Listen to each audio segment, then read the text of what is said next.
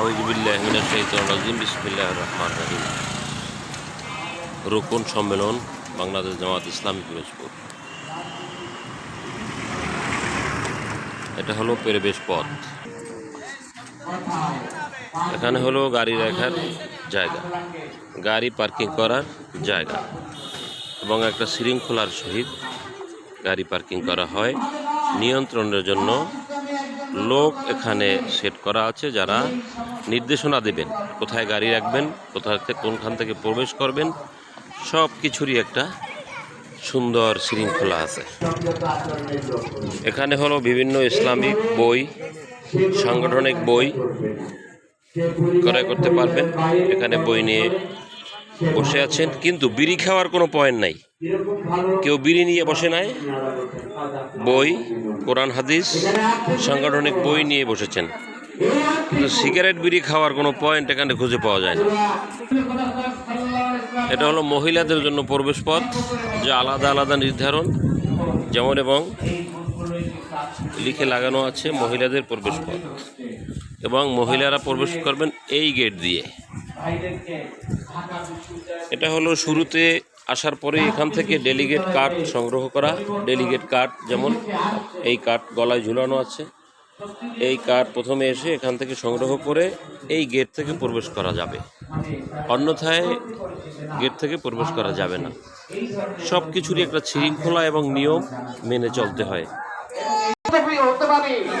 এটা হলো পুরুষদের জন্য প্রবেশ পথ। পুরুষরা এখান থেকে প্রবেশ করবেন হল রুমে। এখানে ছিল আমাদের ওষুধ বিতরণ। সবাই অসুস্থ হয়ে পড়েন, তাহলে এখান থেকে ওষুধ বিতরণ কেন্দ্র, এবং কারো কোনো যদি সমস্যা হয়, কারো অভিযোগ থাকে, সেই অভিযোগ বক্স নিয়মতান্ত্রিকভাবে আমার কোনো কমপ্লেন থাকলে আমি লিখে এখানে ফেলতে পারবো। হলরুম পরিপূর্ণ হওয়ার পরে বারান্দায়ও কিছু লোক বসে আছেন।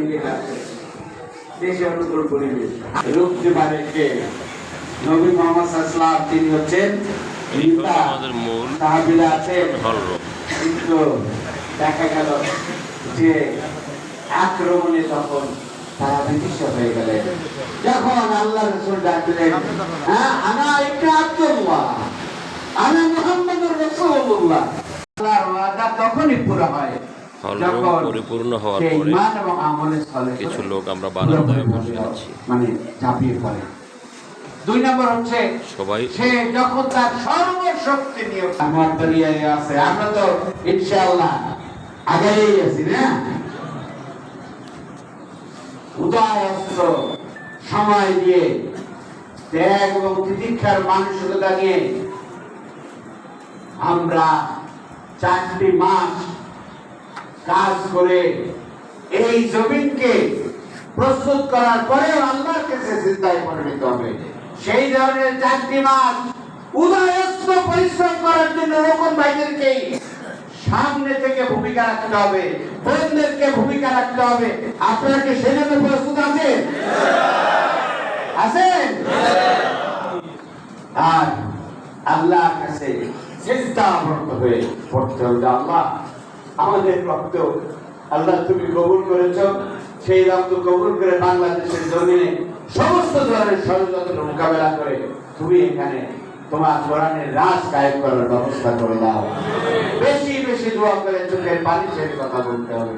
আমাদের আমলে গলতি আছে, আখলাকে গলতি আছে, বক্তব্যে গলতি আছে, প্রক্রিয়ায় গলতি আছে, প্রজ্ঞায় গলতি আছে। আল্লাহ তুমি এইগুলোকে দূর করে দিয়ে যোগ্যতায় তুমি পরিণত করে দাও। এইভাবে ইনশাআল্লাহ আমরা অগ্রসর হই। আমরা ইনশাআল্লাহ পিরোজপুরের 3টি আসন এবং পিরোজপুরের সহ সারা বাংলাদেশে যেন আল্লাহ রাব্বুল আলামিন এইভাবে জাগরণ তৈরি করে দিয়ে সর্ব পর্যায়ে ভূমিকা রাখার তৌফিক দান করেন।